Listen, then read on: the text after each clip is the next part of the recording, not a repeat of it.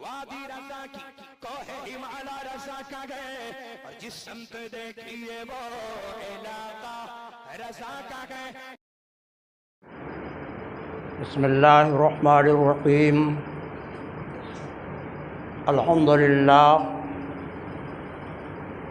الحمدللہ رب العالمین، والصلاة والسلام علی سید المرسلین وعلی آلہ واصحابہ اجمعین۔ اما بعد فاعوذ باللہ من الشیطان الرجیم۔ بسم اللہ الرحمن الرحیم۔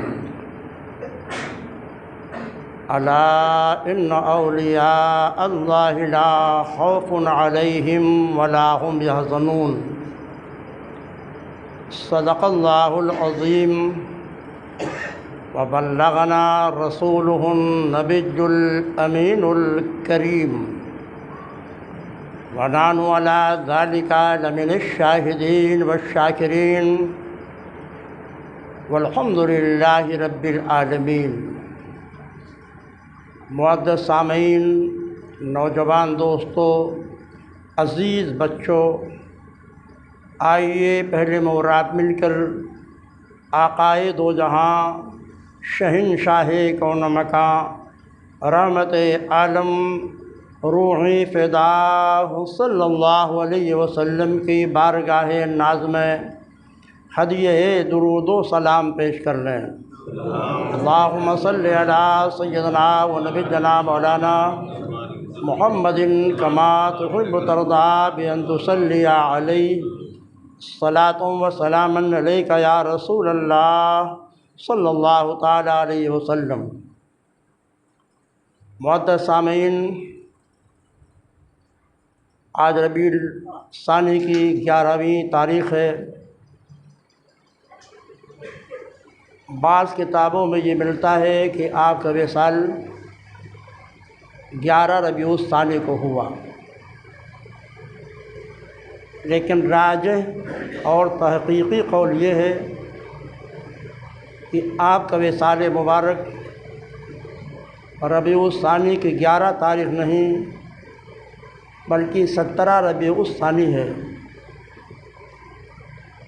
اسی لیے خود بغداد مقدس میں آپ کے آستانے پر جو عرس منایا جاتا ہے وہ 11 تاریخ کو نہیں بلکہ 17 ربیع الثانی کو منایا جاتا ہے، اور آپ کے زمانے سے آج تک وہاں پر یہی رواج ہے۔ سیدنا سرکار غوث اعظم رضی اللہ تعالیٰ عنہ کا عرس مبارک ہمیشہ وہاں 17 تاریخ ہی کو منایا جاتا ہے۔ بعض کتابوں میں ملتا ہے کہ آپ کے وصال کی تاریخ 11 ربیع الثانی ہے، مگر محترم سامعین،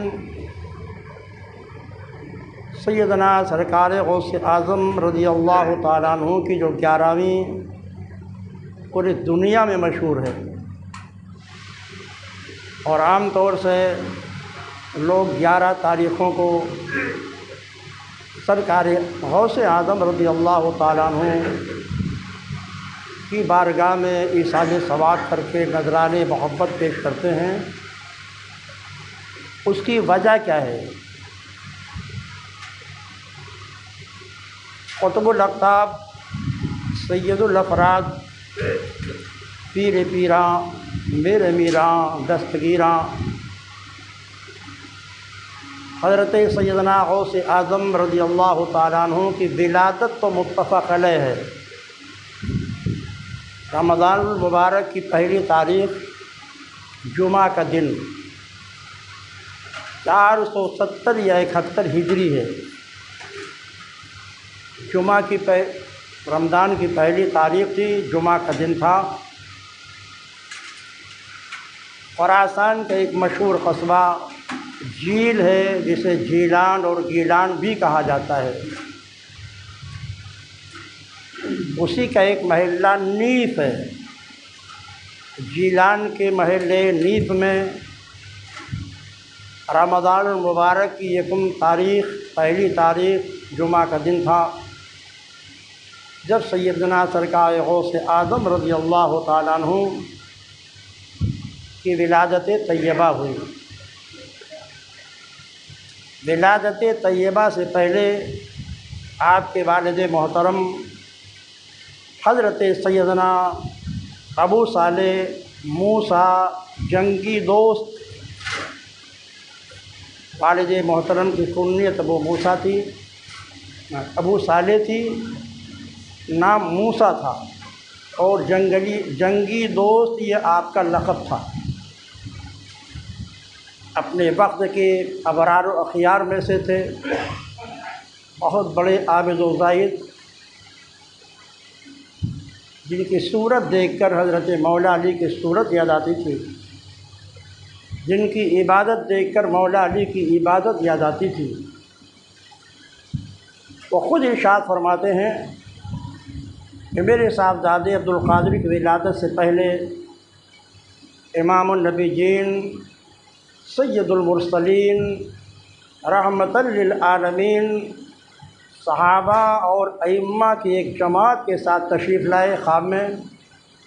ارشاد فرمایا آقا کائنات صلی اللہ علیہ وسلم نے، ابو صالح تمہارے گھر میں ایک ایسے بچے کی ولادت ہونے والی ہے جس کی شان اولیاء کرام میں اتنی ہی بڑی ہوگی جتنی میری شان انبیاء و مرسلین میں ہے۔ یعنی جو مرتبہ مجھے انبیاء و مرسلین میں حاصل ہے وہی مرتبہ انہیں اولیاء کرام میں حاصل ہوگا۔ عظیم الشان ہوں گے، وہ بڑے رتبوں کے مالک ہوں گے۔ یہ تو خود آقا کائنات صلی اللہ علیہ وسلم نے ولادت طیبہ سے پہلے حضرت ابو صالح کو، جو آپ کے والد محترم تھے، خواب میں تشریف لا کر آقا کائنات کو مطلع فرمایا۔ حضرت سیدنا غوث اعظم رضی اللہ تعالیٰ عنہ کے تعلق سے ایک حدیث پاک میں یوں ہے کہ سرکار دو عالم صلی اللہ تعالیٰ علیہ وسلم دوپہر کا کھانا کھانے کے بعد قیلولہ فرما رہے تھے۔ دوپہر کا کھانا کھانے کے بعد تھوڑی دیر لیے آرام کرنا، اسے قیلولہ کہا جاتا ہے۔ یہ نبی کریم صلی اللہ علیہ وسلم کی سنت کریمہ ہے۔ سید عالم صلی اللہ علیہ وسلم نے دوپہر کا کھانا کھانے کے بعد قیلولہ فرمایا۔ آپ نے خواب میں یہ دیکھا ایک بڑا حسین، بہت خوبصورت اور بہت مضبوط محل ہے، بہت کشادہ، بڑا مضبوط، بہت حسین محل ہے۔ اس کے ایک دیوار پر حضرت مولا علی تشریف فرما ہے، دوسری دیوار پر سیدہ فاطمہ الزہرا رضی اللہ تعالیٰ عنہ جلوہ فگن ہے، تیسری دیوار پر حضرت حسن مجتبیٰ ہے، اور چوتھی دیوار پر امام حسین رضی اللہ تعالیٰ عنہ جلوہ فرما ہے۔ آقا فرماتے ہیں کہ میں نے پھر کیا دیکھا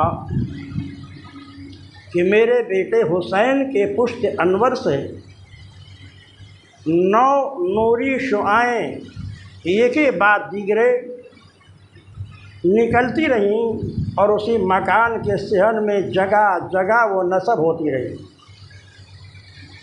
اس طرح حسین کے پشت انور سے 9 مشعلیں نکلتی ہیں اور صحن میں جگہ جگہ وہ نصب ہو کر اس محل کے حسن و جمال میں بہت اضافہ کر دیتی ہیں۔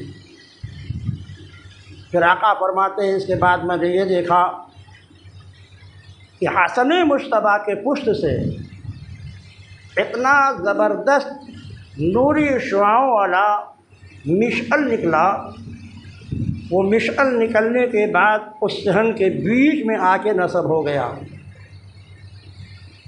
پھر دھیرے دھیرے وہ 9 مشعلیں جو امام حسین کے پشت انور سے نکلی تھیں وہ ایک کے بعد دیگرے اسی ایک نوری مشعل میں جو حسن مجتبیٰ کے پشت سے نکلا تھا اسی میں آ کر کے ضم ہوتی چلی گئیں، اور پھر اتنا حسن و جمال اس محل میں پیدا ہو گیا کہ پورا محل حسن و جمال سے روشن و منور ہو گیا۔ سرکار فرماتے ہیں میں نے یہ خواب دیکھا، خواب سے بیدار ہوا تو میں اس فکر میں تھا کہ اس خواب کی تعبیر کیا ہو سکتی ہے۔ ابھی آقا یہ سوچ ہی رہے تھے کہ حامل وحی الہی بلبل سدرہ حضرت سیدنا جبریل علیہ الصلاۃ والسلام سرکار کی بارگاہ میں حاضر ہوئے، اور حاضر ہونے کے بعد سلام عرض کرنے کے بعد سرکار کی بارگاہ میں عرض کرتے ہیں یا رسول اللہ، جو خواب آپ نے دیکھا ہے کہ امام حسین کے پشت سے 9 مشعلیں نکلی ہیں اور وہ حسین و خوبصورت محل میں نصب ہو گئی ہیں، اس کی تعبیر یہ ہے کہ امام حسین کے پشت سے 9 امام پیدا ہوں گے اور وہ پوری دنیا میں قصر اسلام کو مضبوطی عطا کریں گے اور اسلام میں حسن و جمال پیدا کریں گے۔ یہ 9 امام حسین کے نسل سے پیدا ہوں گے، اور حضرت مجتبیٰ کے پشت سے جو آپ نے ایک بہت زبردست نوری مشعل نکلتے ہوئے دیکھا، جس میں آ کر یہ سارے 9 مشعلیں آ کر کے ضم ہو گئیں اور قصر اسلام حسن و جمال سے چمک اٹھا، اس کا مفہوم یہ ہے کہ حسن مجتبیٰ کے نسل سے ایک ایسے امام پیدا ہوں گے جن کا نام عبد القادر ہوگا، اور وہ 9 اماموں کے صفات حسنہ اور ان کے فضائل و کمالات کو اپنے اندر جمع کر لیں گے، اور ان سے اسلام کو زبردست استحکام، فروغ اور مضبوطی حاصل ہوگی۔ اس حدیث پاک میں امام النبیین صلی اللہ علیہ وسلم نے حضرت سیدنا شیخ عبد القادر جیلانی رضی اللہ تعالیٰ عنہ کی اس فضل کی طرف اشارہ فرمایا کہ ان کے اندر ان 9 اماموں کے اوصاف و فضائل موجود ہوں گے۔ اسی لیے عاشق رسول سیدنا عاصی غازی پوری ارشاد فرماتے ہیں رضی اللہ تعالیٰ عنہ، ہر فضیلت کے وہ جامع ہیں نبوت کے سوا، یعنی ان 9 اماموں کے خصائل و فضائل کو حضرت سیدنا شیخ عبد القادر جیلانی رضی اللہ تعالیٰ عنہ نے اپنے اندر جمع فرمایا، اور آپ جب غوثیت کبریٰ کے منزل پہ فائز ہوئی تو آپ کی یہ غوثیت کبریٰ حضرت امام مہدی کے ظہور تک کے چلے گی، یعنی آپ کی جگہ دیوان صالحین میں جو قطب آئے گا وہ آپ کا نائب ہو کر ہمیشہ کام کرتا رہے گا، یہاں تک کہ حضرت امام مہدی کا ظہور ہوگا، اور جب امام مہدی ظاہر ہوں گے تو یہ قطبیت کبریٰ حضرت امام مہدی کی طرف منتقل ہو جائے گی۔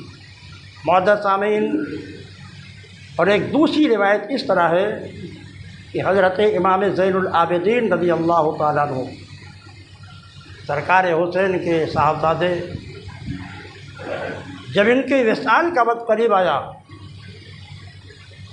تو حضرت سیدنا خضر علیہ السلام ان کی ملاقات کے لیے تشریف لائے۔ حضرت خضر علیہ السلام سے حضرت سرکار امام زین العابدین نے فرمایا کہ میرے پاس نانا جان کے بہت سے تبرکات موجود ہیں، اور میرے چچا حضرت حسن مجتبیٰ کے بھی بہت سارے تبرکات موجود ہیں، اور خود میرے والد محترم سیدنا امام حسین رضی اللہ تعالیٰ عنہ کے بہت سے تبرکات ہیں، اور میرے والد محترم حضرت سیدنا مولا علی کے بہت سارے تبرکات ہیں۔ ان سارے تبرکات کو حضرت امام زین العابدین نے نکالا، حضرت خضر علیہ السلام کے حوالے فرمایا اور ارشاد فرمایا کہ 5ویں صدی میں میرے چچا حسن مجتبیٰ کے نسل سے ایک امام پیدا ہوگا جس کا نام عبد القادر ہوگا۔ یہ سارے تبرکات اپنے پاس آپ محفوظ فرما لیں، اور جب ان کا ظہور ہو تو یہ سارے تبرکات شیخ عبد القادر کو پہنچا دیں اور میرا سلام بھی ان سے کہہ دیں۔ یہ وصیت فرمائی تھی حضرت امام زین العابدین رضی اللہ تعالیٰ عنہ نے حضرت خضر علیہ السلام سے۔ آپ ان سارے امانتوں کو اپنے پاس محفوظ رکھا، اور جب قطب القبیر پیر پیرا میر میرا دستگیراں حضرت سیدنا سرکار غوث اعظم کی عمر مبارک 12 سال کی ہوئی تو حضرت خضر علیہ السلام حضرت سرکار غوث اعظم سے ملاقات کے لیے تشریف لائے، تو آپ خود فرماتے ہیں کہ خضر وہ تمام تبرکات جو آپ کے پاس موجود ہیں مجھے پیش کیجیے۔ چنانچہ حضرت سیدنا خضر علیہ السلام نے حضرت امام زین العابدین کا سلام بھی پہنچایا، اور تمام تبرکات جو آپ کے پاس موجود تھے 12 سال کی عمر میں حضرت سیدنا شیخ عبد القادر جیلانی رضی اللہ تعالیٰ عنہ کے حوالے فرمایا۔ آپ اندازہ لگا سکتے ہیں کہ یہ عام ولیوں کی طرح نہیں تھے، آپ کی ولادت کی بشارت خود آقا کائنات صلی اللہ علیہ وسلم نے بھی عطا فرمائی، اور حضرت سیدنا امام زین العابدین نے تو یہ سارے تبرکات آپ کے حوالے کیا اور اس طرح وہاں پہنچا۔ اس کے علاوہ بے شمار متقدمین اولیاء کرام ہیں جنہوں نے اپنے زمانے میں اپنے خلفاء اور دیگر اولیاء کو تاکید فرماتے رہے کہ 5ویں صدی ہجری میں ایک شیخ پیدا ہوں گے، وہ بھی عجمی ہوں گے اور عجم کے ہوں گے، جن کا نام عبد القادر ہوگا۔ وہ تمام امام سابقین کے فضائل کے جامع ہوں گے، لہذا جب بھی ان کا زمانہ جو بھی پائے ان کی ولایت کی تصدیق کرے اور ان کی بارگاہ میں حاضر ہو کر ان سے تبرکات اخذ کرے۔ آپ سے پہلے کے اولیاء کرام نے اور آپ کے معاصر اولیاء کرام نے بھی اور آپ کے بعد کے اولیاء کرام نے بھی آپ کی عظمتوں کو اپنے مریدین، معتقدین اور خلفاء کے سامنے پیش فرمایا۔ معزز سامعین، مختصر سے وقت میں نہ تو آپ کے حالات کو تفصیل سے بیان کیا جا سکتا ہے، ہاں تبرک کے لیے آپ کے کچھ حالات زندگی آپ کے سامنے پیش کرنے کی سعادت حاصل کر رہا ہوں۔ اللہ تعالیٰ اپنے اس محبوب کے صدقہ و طفیل میں عالم اسلام کی جملہ پریشانیوں کو دور فرمائے، بالخصوص قبلہ اول کی حفاظت کے اسباب پیدا فرمائے، اور فلسطین کے مظلوم مسلمانوں کے لیے غیب سے اسباب پیدا فرمائے۔ یہ دعائیں آپ لوگ اپنے گھروں میں بھی کرتے رہیں، تنہا رہیں جب بھی دعا کرتے رہیں۔ یہ تو کام آپ کر ہی سکتے ہیں کہ اپنے مظلوم بھائیوں کے لیے اللہ کی بارگاہ میں دعا کیجیے کہ اللہ ان کے ان ظالموں کے ظلم و ستم سے ان مظلوم مسلمانوں کی کو نجات عطا فرمائے اور ہمارے قبلہ اول کی حفاظت فرمائے۔ معزز سامعین، آپ کی عظمت کا چرچا متقدمین، معاصرین سب میں ہوا۔ بہت سارے مشائخ سے آپ کو اجازت حاصل ہے، لیکن آپ کے جو اصل پیر و مرشد ہیں وہ حضرت ابو سعید مبارک مخرمی ہیں، جن کو تصویب کے بعد مخزومی کہا جاتا ہے۔ 4 سال کے جب تھے تو آپ کے والد محترم حضرت ابو صالح رسم بسم اللہ خوانی کے لیے زمانے کے ایک مشہور بزرگ تھے شیلان میں، ان کے پاس تشریف لے گئے، اور سیدنا شیخ عبد القادر رضی اللہ تعالیٰ عنہ کی عمر مبارک صرف 4 سال تھی۔ آپ جب پہنچے رسم بسم اللہ خوانی کے لیے تو مؤدب ہو کر اپنے استاد کے سامنے بیٹھ گئے۔ استاد محترم نے کہا پڑھیے بسم اللہ الرحمن الرحیم۔ سیدنا سرکار غوث اعظم رضی اللہ تعالیٰ عنہ نے پڑھا اعوذ باللہ من الشیطان الرجیم بسم اللہ الرحمن الرحیم۔ اس کے بعد قرآن کریم کے 17 پارے اپنے استاد محترم کو سنا دیا۔ استاد محترم حیرت میں تھی، 4 سال کا بچہ پہلی بار میرے پاس آیا ہے رسم بسم اللہ خوانی کے لیے، اور 17 پارے اس نے یاد کر کے سنا دیے۔ تو پوچھتے ہیں وہ حیرت میں آ کر، بیٹا یہ 17 پارہ تم کو کس نے پڑھایا؟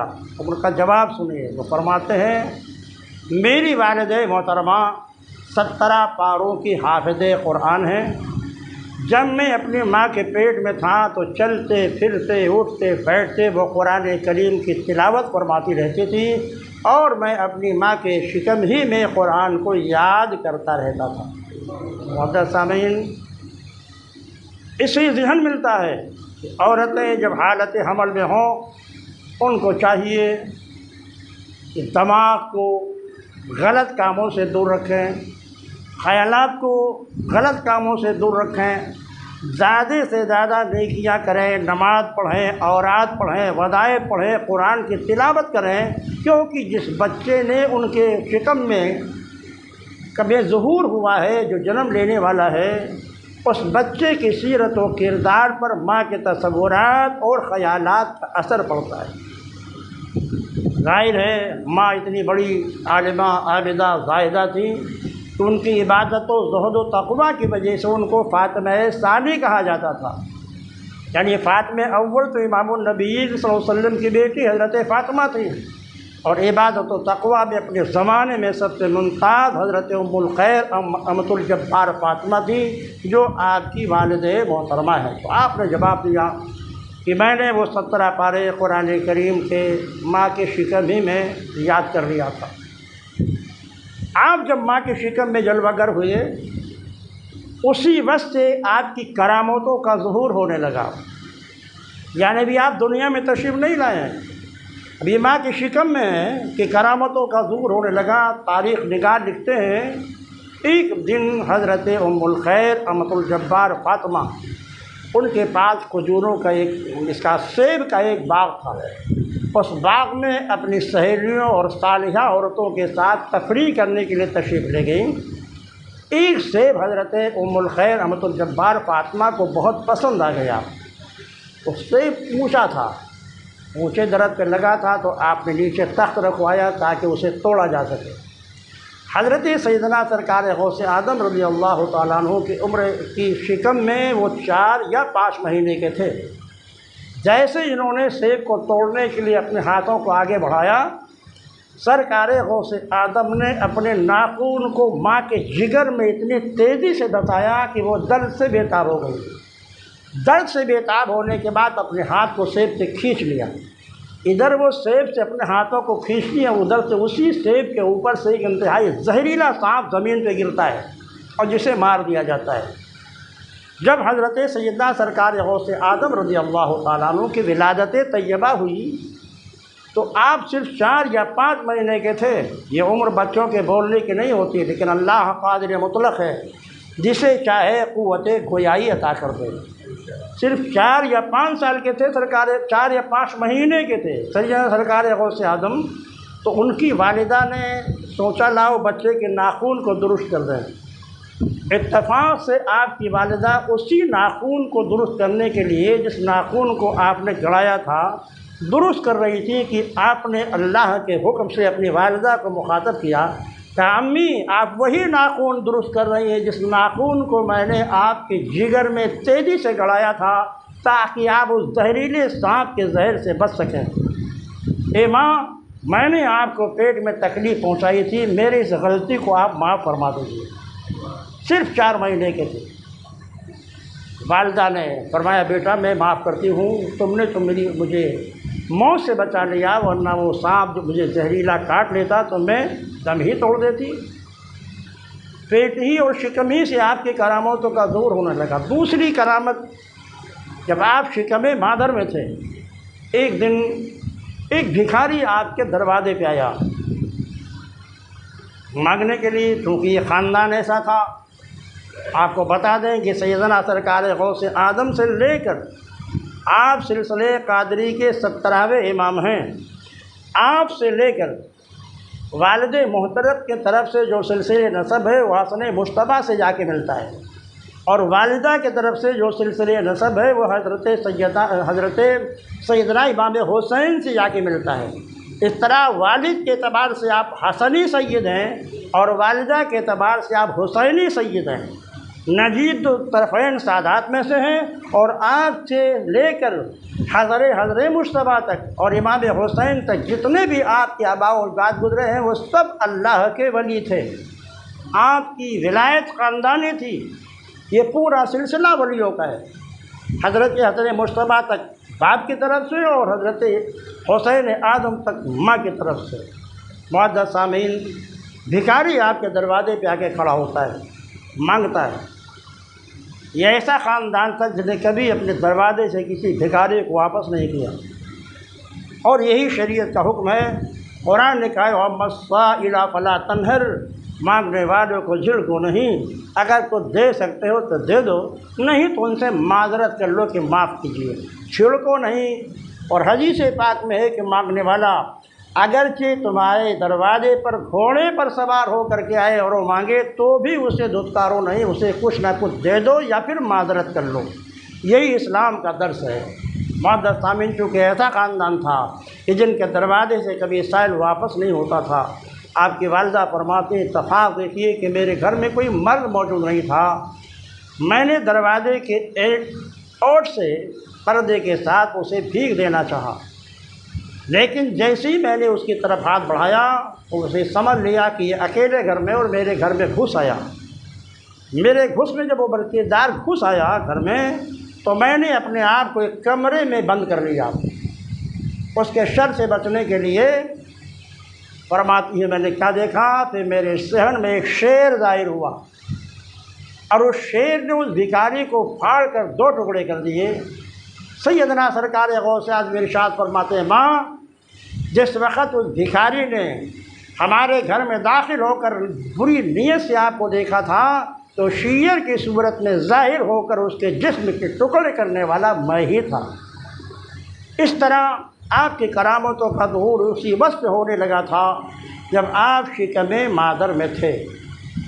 معزز سامعین، آپ کی والد محترمہ خود ارشاد فرماتی ہیں میں نماز تہجد سے فارغ ہو چکی تھی، میرا گھر انوار و برکات سے بالکل معمور تھا۔ صبح کے وقت میرے بیٹے شیخ عبدالقادر جیلانی جب پیدا ہوئے تو میں یہ دیکھ کر حیرت میں ڈوب گئی کہ آپ کی زبان پر ایک قول کے اعتبار سے سبحان ربی الاعلیٰ جاری تھا، دوسری روایت کے زبان سے رہا کہ آپ کے زبان مقدس سے اللہ اللہ اللہ کا ورد جاری تھا۔ بڑی عظیم شخصیت تھی آپ کی۔ معزز سامعین، 12 سال کے مبارک میں پہلے آپ نے علوم مروجہ کی تحصیل جیلانی میں رہ کر بڑے بڑے اکابر علماء اور مشائخ سے فرمایا۔ قرب و جوان کے علماء کہ جب تحصیل علم سے فارغ ہو گئے، ایک دن آپ خود ارشاد فرماتے ہیں کہ اگر میں بچوں کی طرف بڑھتا کھیلنے کے لیے تو غیب سے ایک آواز آتی الیہ یا مبارک، اے بابرکت بیٹے میری طرف آؤ، اور میں جب گھوم کر کے دیکھتا تو کوئی بولنے والا نظر نہیں آتا۔ فرماتے ہیں بچپن میں جا رہا تھا تو ایک بیل کو میں نے دیکھا، جیسے بچوں کی عادت ہوتی ہے جانور کو چھیڑتے ہیں۔ فرماتے ہیں کہ میں نے ارادہ کیا کہ لاؤ اس کا پوچھ پکڑیں، تو بیل فصیح زبان میں مجھے مخاطب ہو کے کہتا ہے اے شیخ عبدالقادر، اللہ نے آپ کو اس لیے پیدا نہیں کیا ہے۔ وہ فرماتے ہیں کہ میں نے اس بیل کی آواز کو سنا تو حیرت و استحجان میں ڈوب کر دوڑ کر کے اپنے ماں کے پاس گیا اور اپنے ماں کے دامن میں جا کر کے میں چھپ گیا۔ ایک دن میں اپنے مکان کے چھت پہ چڑھا، ذوالحجہ کی 9ویں تاریخ تھی۔ میں نے کیا دیکھا کہ میرے نظروں کے سامنے حجابات اڑ گئے ہیں اور میدان عرفات میں تمام حجاج جمع ہو کر 9ویں تاریخ کو ذوالحجہ کے اللہ کی بارگاہ میں رو اور گلگلا کر کے اپنے گناہوں کی مغفرت کی دعا مانگ رہے ہیں۔ حجامات میرے نظروں کے سامنے اٹھے تو میں جب اس منظر کو میں نے دیکھا تو اضطراب اور بے چینی پیدا ہوئی اور دوڑ کر کے اپنے ماں کے پاس تشریف لائے۔ کہا ماں اب مجھے تصوف، طریقت، شریعت و معرفت و حقیقت کے مزید علم حاصل کرنے کے لیے یہاں سے جانے کی اجازت دیجیے۔ اس وقت آپ کی والدہ مبارک کی عمر 70 سال ہو چکی تھی۔ آپ جانتے ہیں کہ یہ عمر ایسی ہے کہ ماں کو اپنے بچوں کی خدمت کی ضرورت ہوتی ہے، لیکن جب آپ نے اپنے بچے کی تڑپ دیکھی تو آپ نے اجازت مرا فرمایا، کیونکہ وہ زمانہ تھا جب بغداد مقدس میں بے شمار مشائخ طریقت، علماء اور فضلاء کی درسگاہوں میں ہزاروں علماء و فضلاء بیٹھ کر کے سبق حاصل کر رہے تھے۔ وہ علم کا مرکز تھا، تصوف کا مرکز تھا، طریقت و معرفت و حقیقت کے علوم حاصل کرنے کا مرکز تھا۔ آپ روانہ ہوئے۔ معزز سامعین، بہت مختصر بول رہا ہوں، ٹائم ہو گیا ہے۔ معزز سامعین، پھر اس کے بعد آپ فرماتے ہیں، آپ یہ جو عمر مبارک 18 سال تھے جب آپ بغداد پہنچے، 18 سال سے لے کر کے 25 سال کی عمر تک جتنے علماء و مشائخ بغداد میں تھے، ان سب سے آپ نے جو مشاہیر تھے ان سے آپ نے اخذ فیض فرمایا۔ آپ کی عمر مبارک جب 25 سال کی ہو گئی تو آپ نے شہر بغداد کو چھوڑ کر جنگلات میں اتنی عبادت شاقہ اور ریاضات فرمائی ہیں کہ تاریخ نگار اگر اس کو صراحت کے ساتھ آپ کے سامنے بیان کیا جائے تو تاریخ نگار لکھتے ہیں کہ آپ حیرت و استعجاب میں ڈوب جائیں گے کہ کیسے کیسے مشقتیں انہوں نے برداشت کی عبادت و ریاضت کے لیے، اور 25 سال تک شدید مشکلات کے ساتھ کھانے پینے کا کوئی سامان آپ کے پاس نہیں رہتا تھا، جنگلات میں آپ رہتے تھے۔ ہاں، حضرت سیدنا خضر علیہ السلام ہمیشہ آپ کی تربیت کے لیے آپ کے ساتھ رہتے رہے، اور شیاطین کی سرکشی سے آپ کی حفاظت فرماتے رہے۔ ابلیس نے جب دیکھا کہ میں نے ایک ایسا حربہ استعمال کیا ہے کہ بہت سارے ولایت کی ولیوں کی ولایت چھن گئی ہے، وہ آپ کے پاس آیا۔ آپ خود فرماتے ہیں، 1 سال میں نے کچھ کیا نہیں تھا، میرے اوپر ابر چھا گیا، ابر چھانے کے بعد اس سے پانی ٹپکنے لگا۔ میں نے جب اوپر دیکھا تو ایک آواز آئی، عبدالقادر، میں تمہارا خدا ہوں، میں نے تمہارے لیے تمام حرام چیزوں کو حلال کر دیا۔ آپ فرماتے ہیں، لا حول ولا قوت الا باللہ العلی العظیم، اعوذ باللہ من الشیطان الرجیم۔ جیسے آپ نے پڑھا وہ بادل چھٹ گیا۔ اب اس کے اندر سے پھر آواز آتی ہے کہ عبدالقادر، تم کو تمہارے علم نے بچا لیا۔ تو پھر آپ لاحول پڑھتے ہیں کہ استغفر اللہ من کل ذنب واتوب الیہ، لا حول ولا قوت الا باللہ العظیم۔ مجھے میرے علم نے نہیں، میرے خدا کے رحم و کرم اور اس کے فضل نے بچا لیا۔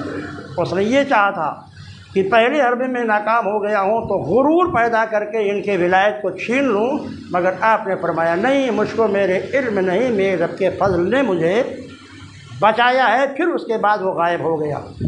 ایک قول ملتا ہے کہ پھر اس کے بعد وہ شعلہ لے کر کے آیا، اور اس نے شعلے کے ذریعے آپ پر وار کرنا چاہا تو غیب سے آپ کے ہاتھ میں ایک تلوار آ گئی۔ آپ نے اس کے سر پہ مارا تو وہ زمین میں دھنستا ہوا چلا گیا۔ پھر اس کے بعد اس نے دوسرا حربہ استعمال کیا آپ کو گمراہ کرنے کی۔ تو اس وقت حضرت خضر علیہ السلام تشریف لائے، اور انہوں نے آپ کو فرمایا کہ اس کو گھونسا مارو، یہ زمین میں دھنستا چلا جائے گا۔ تو مارے خوف کے بھاگ کر شیطان چلا گیا۔ شروع ہی سے فضل الہی، کرم الہی آپ کو اپنے سائے میں لیے رہا، یہاں تک کہ پروردگار عالم نے قطب الکبیر کے عہدے پر آپ پر کو فائز فرمایا۔ پروردگار عالم ان کی فضل و برکات سے ہمیں اور آپ سب کو مستفیض فرمائے، اور اپنے اس محبوب کے صدقے میں دنیا بھر کے مظلوم مسلمانوں کی مدد فرمائے۔